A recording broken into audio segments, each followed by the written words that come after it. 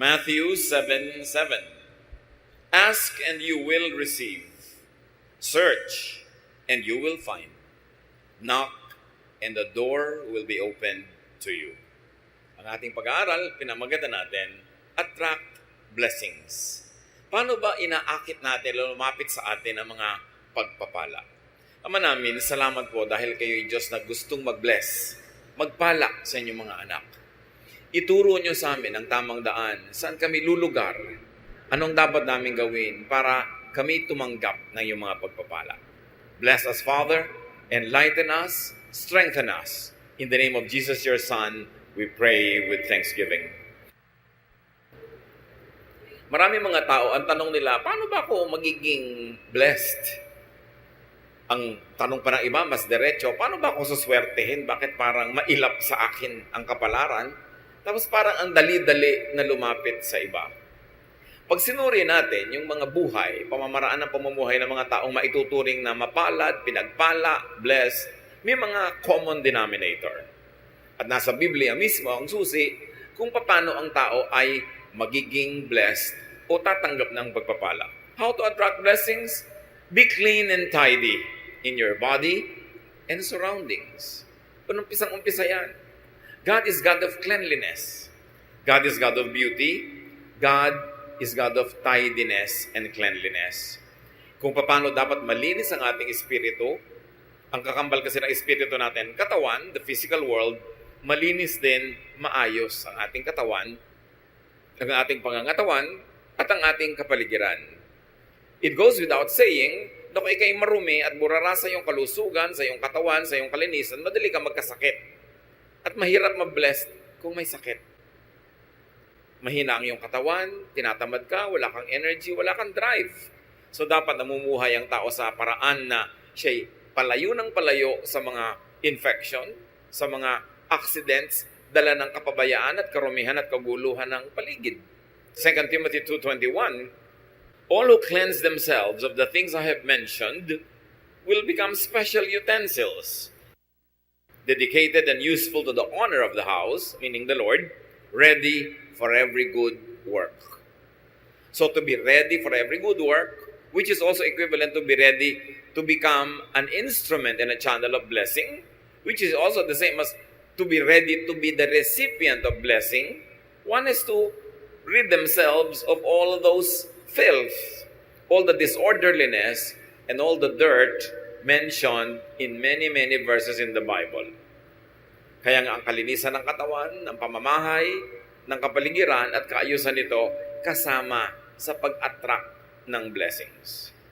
Paano ka naman dadapuan ng kapalaran kung ang gulo-gulo, ang dumi-dumi, ang baho-baho, mga kabaligtaran ng katangian ng Diyos? Another way to attract blessing is be orderly and organized, as we have already introduced. Kailangan maayos ang lahat. Ang bahay natin, alam natin kung saan nakalagay yung mga gamit natin. Sa mesa mo, sa drawer mo, alam mo kung nasa ang mga gamit. Hindi halo-halo, gulo-gulo. Kukuha ka ng damit, natusok ka na ng aspilin, natusok ka na ng gunting, napasok ka na ng kawali, kasi yung kawali mo pala, kadikit na nung ginagawaan mo, magulo. 1 Corinthians 14:40, but do everything properly and in order. That is in our spiritual life, in spiritual worship, and also in practical life. God is God of order. Hindi nagbubungguan ng mga planeta, may kanya-kanya silang speed, kanya-kanyang direksyon, kanya-kanyang tinatahak na landas. Merong order ang seasons, kahit ngayon nagkakaroon ng weather changes, may changes lang, kaya para magulo. Pero pagka na-establish na yung change na yan, nasanay na tayo, meron na naman siyang system. May panahon ng lahat ng bagay, kaya dapat may kaayusan. 1 Corinthians 14:33, God wants everything to be done peacefully and in order.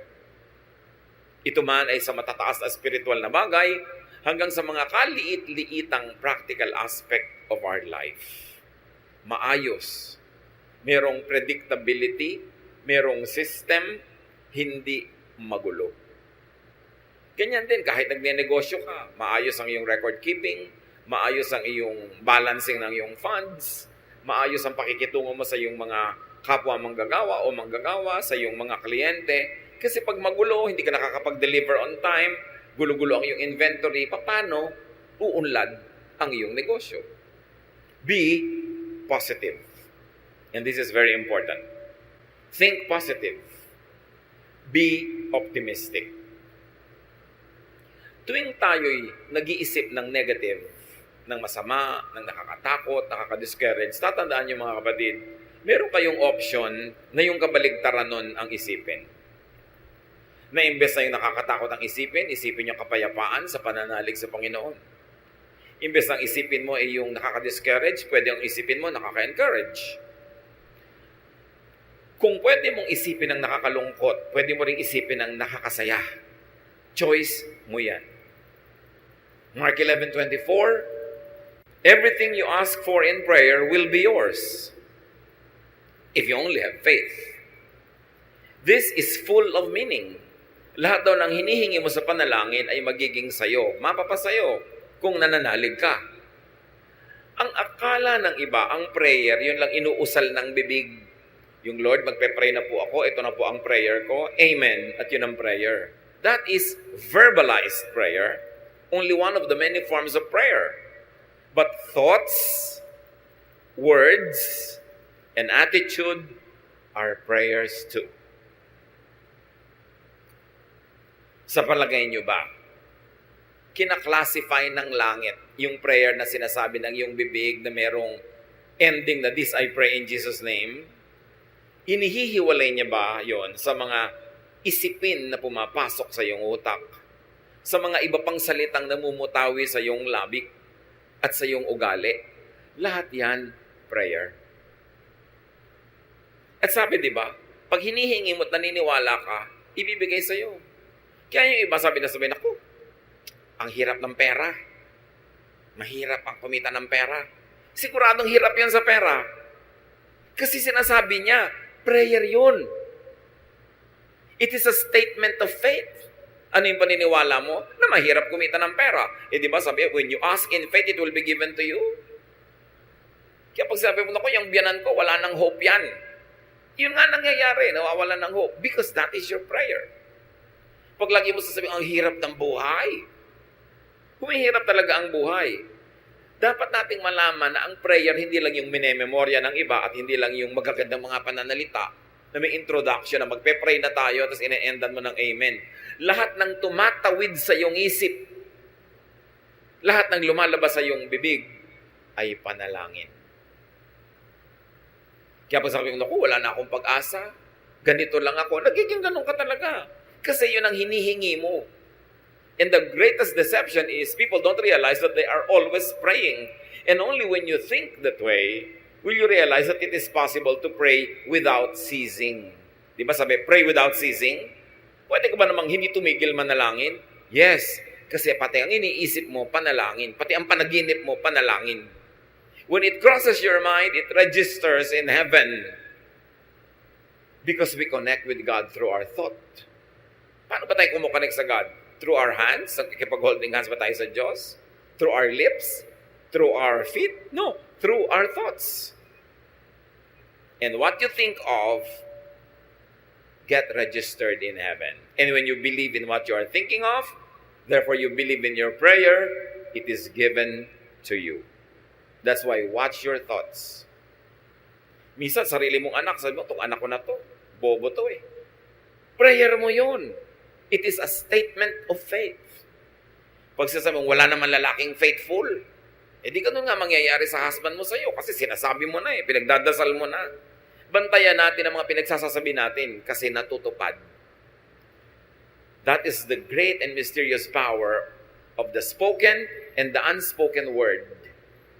It happens. Kasi we were created in God's image. At pag ang Diyos inisip niya at sinabi niya, nangyayari. Pag sinabi niyang, let there be light, nagkakalight. Pag sinabi niyang, let waters and the earth separate, nangyayari. We were created in God's image. May kapangyarihan ang ating salita. That's why with every word you say, you either bless or curse your own life and others. Kaya dapat mag-isip. Attract blessings, speak good, kind, and positive words. Siyempre, birds of a feather flock together. Ang nagbabarka-barkadahan, ibong magkakamukha ng balahibo. At ganun din yun. Kung ang balahibo ng yung ibon ay puro negative, ang ma-attract niyang kabarkada, negative din. Pag kulang ng pananalig, yun ang ma-attract niya. Weakness, failure, fear, kasi magkakabarkada yun. Proverbs 16:24, kind words are like honey. They cheer you up and make you feel strong. So have only kind words for others to strengthen them, and have kind words also for yourself to strengthen yourself. And when you are strong emotionally, when you are strong spiritually, you become strong physically. And when you are physically, emotionally, spiritually strong, you are ready to receive blessings. Blessings go to the strong, to the happy, to the positive. Because magkamukha sila, magkabarkada sila. Prepare yourself to be blessed. Pag may nangyayaring hindi maganda sa iyong buhay, pwede mong yun i-celebrate. Palakihin mo siya. Hindi maganda ang buhay ko, kawawa naman ako, api ako, wala akong talent, mahirap ako. Sige, paulit-ulitin mo at di kanyan iiwan. To change the situation, you've got to change your thought about it first. Be changed by the renewing of your mind. It's all in the mind. It's all in the thought. Kaya pag nakokontrol mo yung direksyon ng yung utak, uy, teka, nagne-negative ka utak, ayoko niyan, ipapositive ko to. Uy, nagiging afraid ka, gagawin ko, faith, ang kapalit, mananalig ako. Decision yan. So kind words are like honey. You know, unkind words are like acid. Pag ang bibig mo, lagi ang laman unkind words, parang lalagyan niya na may lamang asido. It destroys its own container. So prepare to be blessed by thinking positive, by being positive. It is a choice. It is a habit to be positive or to be negative. But you know that God is positive. Paano kanya i-bless kung negative ka? Hindi ka handang tumanggap. Another way to attract blessings is to be a blessing to others. Matthew 5:16, make your light shine so others will see the good you do and praise your Father in heaven. When people praise God because of what they see in you, is it too far for God and too difficult for God to bless you? Because He gets delighted when He is praised. And He is worthy of praise. Pero kung napipintasan ng Diyos dahil sa iyo, alam mo na kung anong ina-attract mo na energy. Yung kasabihang talbog sa akin, dikit sa iyo. Pag blessing ka sa iba, tatalbog din yung blessing, didikit sa iyo. Pagka curse o sumpa ka sa iba, tatalbog yung sumpa, babalik sa iyo didikit. Because what you give is what you get. Ganun ang rule of life. What you give is what you get. So when you give blessings, anong ibibigay sa'yo ng kalangitan? Kundi blessings din. Kaya yung mga mararamot, yung mga mahilig na gumawa ng masama sa kapwa, manira, hindi nila alam, sarili nila ang magiging sira pagkatapos nun.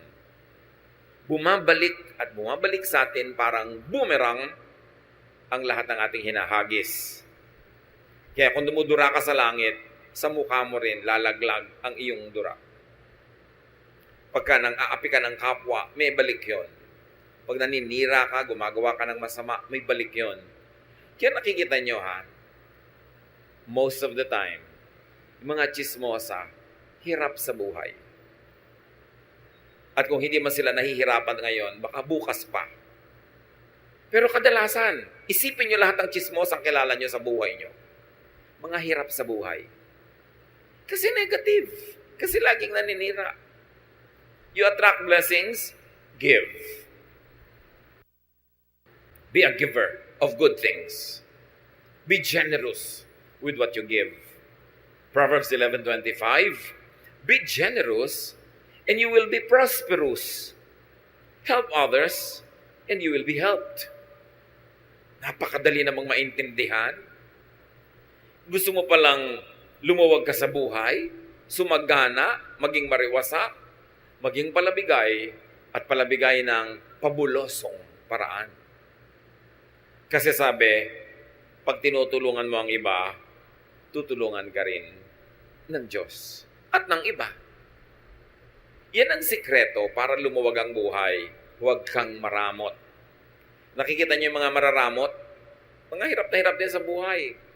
Kuminsan ang damot-damot, laging nanlalamang, nakakaipon ng konting pera, tapos biglang isang grabeng sakit, ubos ang pera. Nagbabalansi lagi. God is the greatest accountant. Kailangan may debit, may credit, laging may balance. At binabalansin ng langit ang lahat ng negative na binibigay natin sa kapwa at sa mundo. At ganon din ang positive. Ibinabalik. What you give is what you get. Yan ang rule ng kalangitan. And you keep what you give away. Parang baligtad. Pero ganon talaga. You lose what you are trying to selfishly keep for yourself. But what you try to give comes back to you. And even if it doesn't come back to you the moment you give it, the mere fact na may ibinigay ka, ibig sabihin na una ka nang tumanggap. Kaya pwede ka na magbigay. Kaya kahit hindi ibalik yon, panalo ka na rin kasi may naibigay ka nga. Ibig sabihin, may natanggap ka na noon pa. Kung hindi, wala ka namang ibibigay. You attract blessings, be industrious. Kailangan masipag. Pag kami nagtatanong sa akin, young person, namimili kung sinong papakasalan among several choices, everything being equal, anak, sasabihin ko, tingnan mo kung sino yung masipag. Yung masipag, malayo yan sa gutom, lalo't smart. Pero kahit gwapo, tamad, gutom yan, at pag kumakalam na yung sikmura mo, hindi ka tayo magugwapuhan dyan. Kailangan masipag. Masarap kasama ang masipag. Magaan kasama. So, be industrious. You want to attract blessings? Alam nyo, God is God who works. Sabi niya, 6 days you should labor, and the 7th you should rest. So 6 days of work, bago ka magkaroon ng 1 day of rest. Hindi katulad naman ng iba, 6 days of rest, 1 day, rest pa rin. Walang work, tapos gusto magkapera.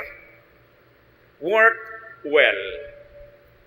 It's not enough that you work well. Para yung quality ng trabaho mataas. Nakakalungkot naman, ang sipag-sipag mo nga, pero napakaliit naman ang sweldo doon sa pinagtatrabahuhan mo. Dapat humanap ka ng iba na yung sipag mo masusuklian ng tamang katumbas na sweldo o kita o tubo. Kasi marami naman masipag, kaya lang hindi smart. Nagasgas na, napagod na, namatay na katatrabaho, pobre pa rin. Kasi yung kanyang ginagawa, hindi sapat yung kinikita niya sa kanyang pagod. Dapat sapat para sulit. Kung magtatrabaho ka ng 7 taon, 10 taon, 50 taon, dapat mas marami kang kinita kaysa nagtrabaho ka rin ng ganung kahaba na ang konti-konti ng kinita mo. Be productive. 1 Thessalonians 4:11. Try your best to live quietly, to mind your own business, and to work hard, just as we taught you to do. So, hard work. Focus on what you do, not on what others do. Pag lagi kang nanonood sa buhay ng iba, hindi ka makakapamuhay ng sarili mong buhay. Kailangan nakafocus ka sa ginagawa mo, hindi sa ginagawa ng iba. Then you can go deep, and you can go high, and you can go wide, and you will achieve more. 2 Thessalonians 3:10, we also gave you this rule. If you don't work, you don't eat. Naku, kung ang mga Kristiyano lang, susundin ito, karami ka mag-anak na ililibing sa gutom bukas. Pero mahilig kasi tayo magpremyo sa tamad. Bakit yung tamad? Laging sinusuportahan. Tapos yung masipag, ang pinaparusahan, sa kanya ipinapasan ang lahat ng gastusin ng mga tamad. Ito ang turo sa Biblia. Hindi ka nagtatrabaho, die. Mamatay ka sa gutom. Liban nila ikay sobrang tanda na, sobrang bata pa, o sobrang may sakit. But if you are able-bodied, you should feed yourself at least. Hindi mo dapat inaasa sa iba ang kakainin mo. Dito naman sa atin, may isang nagtatrabaho, may 5 kapatid na humihingi. Kaya aga-agang magbubuntis, mag-aanak, ang gatas ngayon hihingin na uli sa ating nagtatrabaho, sa kuya. Yun namang nanay, iiyak-iyak doon sa kapatid, ang kapatid mo, huwag mong pabayaan. Bakit laging tamad na kapatid ko lagi ang abogado ninyo sa akin? Di na kayo sa akin naawa. Diba? May mga ganong magulang naman. Kung sino yung masipag, pinarurusahan. Yung tamad, pinapremyuhan. Hindi yun biblical. Pag nakaranas siyang magutom at kumalaman si Kura, magtatrabaho. 50 years old na, humihingi pa ng pang-load. Abay, huwag kang mag-cellphone kung wala kang pang-load. Diba? Huwag kang magsaya. Boring. Lagi, alam niyo yung mga tamad, laging boring. Laging nabobore. Subukan nilang magutom. Diba? So, if you want to eat, you work. And if you work smart, you eat. Dinadagdag natin yung smart. Although sasabihin ng grammar teacher ko, if you work smartly. No? But if you work smart, you eat. Hindi lang yung work ka ng work, pero hindi ka naman smart, napapagod ka, wala kang kita. Marami rin ganun trabaho eh. Dapat sulit. But remember, brothers and sisters, laziness attracts hunger. It attracts many other negative things. Pag tamad, marami nang kakambal na problema. At dahil tamad, laging nabobor. Hindi kasi busy. Pag nabobor, iimbento ng mga kabalbalan. At usually, magastos ang bunga ng kabalbalan. Napapaaway, naglalasing, asawa ng maaga. May mga kakambal na mga problema, yung pagiging tamad. Kaya dapat ang tao busy lagi para mawala siya ng oras sa kabalbalan. Because an idle mind is the devil's workshop. If the devil see you doing nothing, he will put you to work. And definitely, ang magagawa mo, pampagulo ng buhay. Attract blessings, be appreciative. Be thankful, be grateful. Kasali yan. Because thankfulness, gratitude, appreciation is the path of blessings. Kung baga ang ilog, merong dinadaanan niya na landas. May ruta yan, di ba? Ang gano'n din ang blessing. May ruta yan. Ang dadaanan niyan, yung ang mga pangpang ay thankful, orderly, beautiful, grateful, positive, productive. Doon dadaan ang ilog yung agos ng pagpapala. Pag ikaw hindi ka appreciative, hindi ka mapagpapala. Yung binigyan ka, tapos nagre-reklamo ka, ba't ito lang? Sa susunod, di ka na mabibigyan. Pinautang ka, dapat ang appreciation mo is magbayad ka na maaga, mabilis. At kung pwede, dagdagan mo pa ng kung ano mang interest in cash or in kind. Para mamaya, uutang ka na naman, nagmamadaling pa utangin ka. Pero kung hindi ka nagbabayad, hindi ka na makakautang uli. Mawawala na ang kanang credit, liliit ang mundo mo, natatanggal lang yung blessing. Ang mga nagbibigay, nagre-regalo, nagpaparaya, siyempre, inaasahan din naman nun, magpapasalamat ka. At pagka hindi ka nagpasalamat, kahit hindi nila sabihin, dinaramdam din nila. At sa susunod, tatama rin na sila na tumulong sa'yo. Dapat appreciative. Nagpapasalamat lagi. Merong isang asawa, niregaluhan ng husband ng isang blouse. Pagbukas ng bag ng regalo, ang sabi agad, ay, hindi naman ganyan ang color na gusto ko. Sabi ng husband, lamunin mo para mawala yung kulay na ayaw mo. Dahil binigyan na nga, nagre-reklamo pa. May mga ganun, bibigyan mo ang hahanapin, kapintasan, reklamo, etc., etc. Pasalamat ka, binigyan ka ng blouse. Pasalamat ka, binigyan ka ng ganito, ng ganun. Hindi yung magre-reklamo ka pa. Si Jesus, may pinagaling siyang 10 ketongin. Nung naggalingan, nagtakbuhan na pa uwi yung Siyam. Isa lang yung nakaalala, ay, nag-about face, at nagpasalamat kay Jesus. Luke 17 to 19, Jesus asked, weren't 10 men healed? Where are the other 9? Why was this foreigner the only one who came back to thank God? Then Jesus told the man, you may get up and go. Your faith has made you well. Sa 10 pinagaling, isa lang yung na-affirm, na-confirm, at na-cement yung kanyang paggaling. Yung Siyam, hindi natin alam kung bumalik ulit yung ketong nila. Pero isa lang ang in-affirm ni Lord. Kasi isa lang yung nagpasalamat. Mapagpasalamat tayo dapat. Pagka ikay nakakatanggap, bigay ka agad. Sa nagbigay sa'yo o sa ibang nangangailangan, ganun ang pagpapasalamat. Hindi susuluhin mo lang. At magpapahayag ka talaga ng thanksgiving. Gano'ng karami pa ngayon ang nagpapadala ng thank you card, kahit sa text. Hindi yung pagka nabigyan ka na, nakalimot ka na. Pagka masaya, nakakalimot, pag lang malungkot, nakakaalala. Ang mangyayari, masisira ang papel mo. Hindi ka na kakatuwaan ng iyong kapwa. And you know, we all need help to succeed. We need help in the beginning and in the end. But people help only those that they like. So pag nadala sa'yo, hindi ka appreciative, hindi ka nagpapasalamat, wala man lang mahita at mapala sa'yo sa kagagawa sa'yo ng mabuti, mauubos ang gumagawa sa'yo ng mabuti, lilit ang iyong mundo at mawawala ang iyong mga blessing. Matthew 7:7, ask and you will receive. Search and you will find. Knock and the door will be open to you. But remember, you ask, seek, and knock with your thoughts, with your words, with your actions. Lahat yan, prayer. Kahit hindi ka mahilig sa formal prayer, group prayer, corporate prayer, kung ang thoughts mo lagi, words mo at buhay, ay nakasang-ayon sa mga katuruang ito, nagdadasal ka actually. At dinidinig ang iyong dasal. Remember, you attract what you think of. Pag ayaw mo, huwag mong isipin. Kasi oras inisip mo na, pupuntahan ka niya.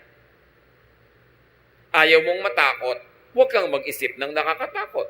Huwag kang manood ng nakakatakot. Huwag kang makinig ng nakakatakot. Kasi oras na pinapasok mo yan sa utak mo, hindi ka na niya lulubayan, lagi ka niyang tatakutin. Pagka ayaw mong ma-discourage, huwag ka makipagkwentuhan sa nakaka-discourage na tao. Kung ayaw mong makaladkad ka sa mga gulo at chismis, huwag kang makipag-usap sa mahilig sa chismis. You attract what you think of. Kaya yung lagi mo iniisip, may sakit ka, natatakot ka, mamaya may sakit ka na nga. Isipin mong malusog ka. Because ang iniisip is a declaration of faith. And when you believe in it, it will happen. Ganun ka-powerful ang ating mind. Kasi mind of all our body parts, mind is the throne of God. Doon talaga nakatira ang Diyos. At yun ang inaagaw ni Satanas, yung mind mo rin. Gusto niyang tumira din siya doon para yung mga isipin niya, ang pumasok sa isip mo, yung mga pananakot niya, yung mga panggigipit niya, pagpapahirap niya, pag-aakit niya, utak ang pinag-aagawan. Kaya dapat iluklok natin sa ating utak ang Diyos. Hindi si Satan. Hindi mga negative, hindi mga nakakatakot, hindi mga nakakasira ng loob. You attract what you think of, you attract what you say. Watch your language. What you say will come true. And you attract what you do. Yan ang mga prayer. Luke 6:38, give, and it will be given to you. A good measure, pressed down, shaken together, and running over, will be poured into your lap. For with the measure you use, it will be measured to you. Kung anong ibinibigay mo, yun ang tatanggapin mo. Kung paano ka magbigay, ganun ka rin paano tatanggap. So give, and you will receive. Be a blessing, and you will be blessed. Dear Lord, we thank you for these reminders. Salamat sa mga paalala nyo na hindi naman mahiwaga para mabless. Itinuro nyo sa inyong salita kung paano kami mabibless. Buksan nyo po ang aming isip. At sa mga alam na namin, turuan mo kaming maging masunurin, that we do not resist your word when we hear it. That today as we hear your word, we do not harden our hearts as in rebellion, kundi maging teachable kami. And we should be willing to change our ways, to change from negative to positive, from ungrateful to grateful, from unloving to loving, from unhappy to happy. Teach us, Lord, to pattern our thoughts after the thoughts of your Son, Jesus. madisiplina namin ang aming isip at ang aming bibig at tumindig kami lumugar kung saan dumadaan ang agos ng iyong pagpapala. Pagbulay-bulayan natin ang mga ito, mga kapatid, kung paano i-apply sa ating personal life. Meditate on it for a minute. Think about what this message is telling us and decide to heed the word of truth, truth that liberates and empowers. Be alone with the Lord in silent reflection.